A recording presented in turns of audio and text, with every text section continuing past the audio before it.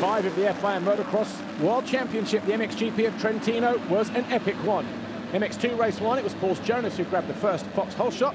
His young teammate Jorge Prado, though, tried to work his way around the outside as Lieber got there in third, ahead of Ben Watson and Thomas Kjær-Olsen. Jeremy Seewer, the championship leader, fell on the opening lap after getting tagged by another rider after a poor start. He picked himself up and remounted the race. Meanwhile, Lieber went down. He was in third, and as he got himself up, Thomas Kjær-Olsen just ran into the back, and he fell from 4th down to 8th. He would eventually come back into 5th place by the time the checkered flag fell, but he lost some places in that little exchange. Carved his way back through the field, though, with that pass on Chervlin. That was the one that got him up to 5th as Lieber went off track, just trying too hard to get himself back past Jorge Prado. A couple of laps to go, and Seewer fell again. This time he lost a position or two. But in the end, it was Jonas who came home with a win. Prado, Lieber, your top 3.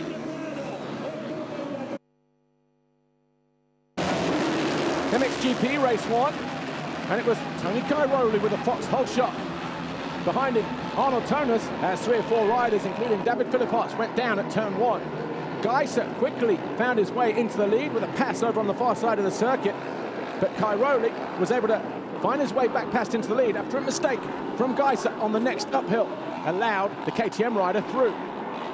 All the while, the number 4 of Tonas was keeping a watching brief. But then, on lap 11 of 19, Tonas got close enough to make a pass over on the far side of the circuit. He got his Yamaha into 2nd, put the Honda of Geiser into 3rd. Gauthier Paulin came home in 4th for Rockstar Energy Husqvarna, with Clément de Saux coming home in 5th. On the number 25 machine, Tony Cairoli, though, still had his hands full as a hard-charging Tonas tried until the checkered flag, but in the end it was Cairoli, Tonas, Geiser, Paulin de Saux in race 1. MX2 race 2, this time it was Jorge Prado who just grabbed the foxhole shot ahead of his teammate, Paul Jonas. Lieber was well placed in 3rd, with Covington in 4th. Jeremy Seewer got himself up into 4th, though, by the end of the first lap on his Suzuki. Covington was 5th, but then he found his way past Seewer to get himself into 4th on lap 5. Seewer then tried to respond, just couldn't find a way past the young American, who charged forward and found his way into 3rd with an aggressive move on Lieber. His teammate also followed him through, nudging the Belgian off the side of the track, costing him a couple of places, dropping him down to 6th. Then Thomas Kjær-Olsen hit the ground. He fell down to 6th.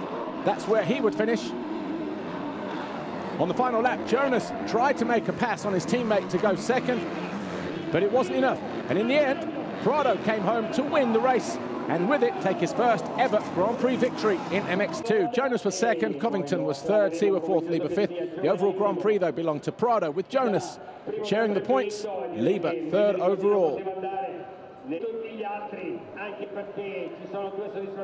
championship looks like this then. We have a new leader going to round 6 in Valkenswaard. Paul Jonas now edging ahead of Jeremy Seewer. Lieber is still 3rd. Pat Charel on the Yamaha had a disastrous weekend, just scoring points in race 2 with 13th. But it was all about Jorge Prado today, winning in MX2 for the first time in his career on his Red Bull KTM. Jonas, though, will take the red plate back to the Netherlands, round 6.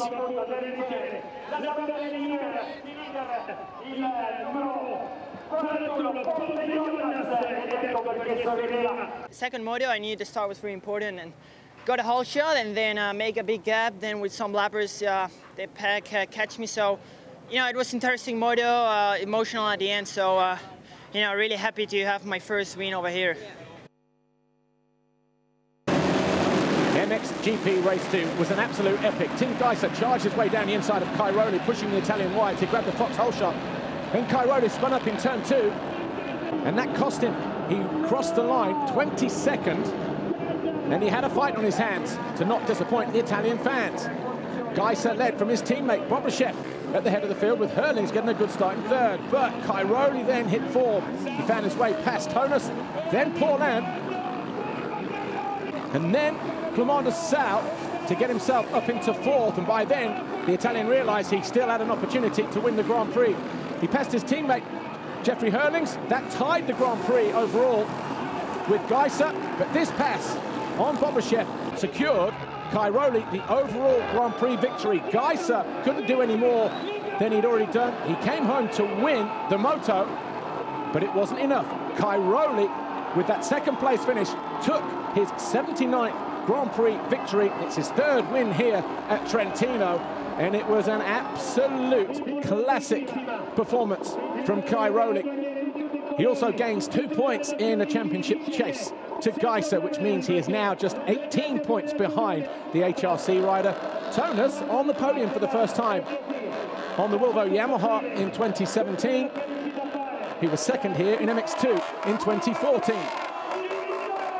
But all the adulation and all the noise was for Antonio Cairoli and Red Bull KTM, standing proudly on the top step of the podium at his home race here, Trentino in Italy. But it's Geiser who continues to lead the championship after 5 rounds.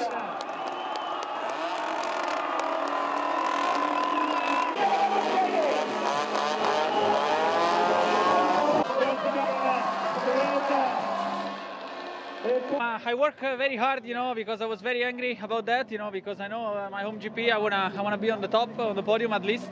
So I keep going, and then you know, I see that it was possible to win because Bobashev was there, and team even was not so far.